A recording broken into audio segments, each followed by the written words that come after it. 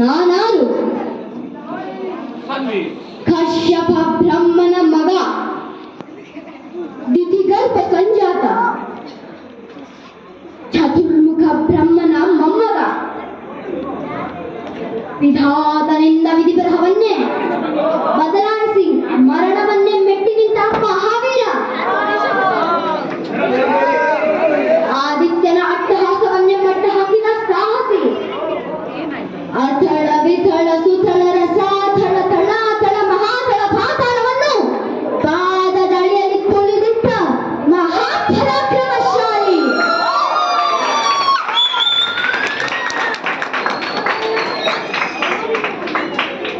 ಅಡಿಟ್ಟರೆ ಬೀಳುವುದು ಭೂಮಿ, ತಲೆ ಎತ್ತರು ಬೆಚ್ಚುವುದು ಬಾನು, ಕೈ ಎತ್ತರೆ ನಡುಗುವುದು ಸೃಷ್ಟಿ. ಚತುರ್ಮುಖ ಸೃಷ್ಟಿಯೇ ನನ್ನ ಆಜ್ಞೆಯನ್ನು ಪಾಲಿಸುತ್ತಿರುವಾಗ ನನ್ನ ಮಗ, ನಾ ಜನ್ಮ ಕೊಟ್ಟ ಮಗ, ನನ್ನ ಆಶಾ ಜ್ಯೋತಿಯಿಂದ ನೆಮ್ಮದಿ ಇಲ್ಲವೆಂದರೆ ಇದೊಂದು ಬದುಕೆ, ಇದೊಂದು ಜನ್ಮವೇ? ಎಂಥ ದುರ್ವಿಧಿ, ಎಂಥ ದುರ್ವಿಧಿ.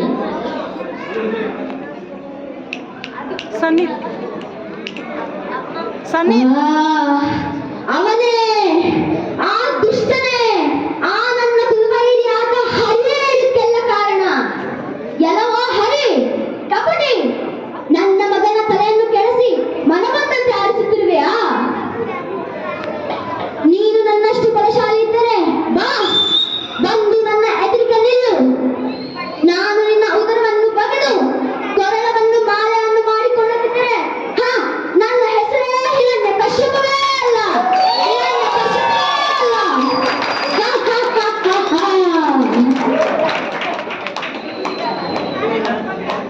ತಂದೆ ಹರಿ ಮೇಲೆ ಕೋಪ ತರವಲ್ಲ. ಕುಮಾರ ಪ್ರಹ್ಲಾದ ಕಂದ, ಏಕಪ್ಪ ನಿನಗೆ ಹಠ? ಯಾವ ನಿನ್ನ ತಂದೆ ಹೆಸರನ್ನು ಕೇಳಿದರೆ ತ್ರಿಮೂರ್ತುಗಳು ಘಟಘಟನೆ ನಡುಗುವರು. ಕಾಣದ ಹರಿ ಮೇಲೆ ಏಕಪ್ಪ ಇಷ್ಟೊಂದು ಭಕ್ತಿ? ನಿನ್ನ ತಂದೆಗಿಂತ ಬೇರೊಬ್ಬ ದೇವರಿರುವನೇ? ಇಲ್ಲವೇ? ಇಲ್ಲ ಇಲ್ಲ, ನಾನಲ್ಲದೆ ಮತ್ತೊಬ್ಬ ದೇವರಿರಕ್ಕೆ ಸಾಧ್ಯವೇ ಇಲ್ಲ. ತಂದೆ, ನೀನು ನನಗೆ ಜನ್ಮ ಕೊಟ್ಟವನು ನಿಜ. ನಿನಗೆ ಜನ್ಮ ಕೊಟ್ಟವನು ಯಾರು? ನನ್ನ ತಂದೆ ಕಶ್ಯಪ ಬ್ರಹ್ಮ. ಅವರ ತಂದೆ ಯಾರು? ಚತುರ್ಮುಖ ಬ್ರಹ್ಮ. ಅವರ ತಂದೆ ಯಾರು? ಏಕೆ ತಂದೆ ಸುಮ್ಮನಾದೆ?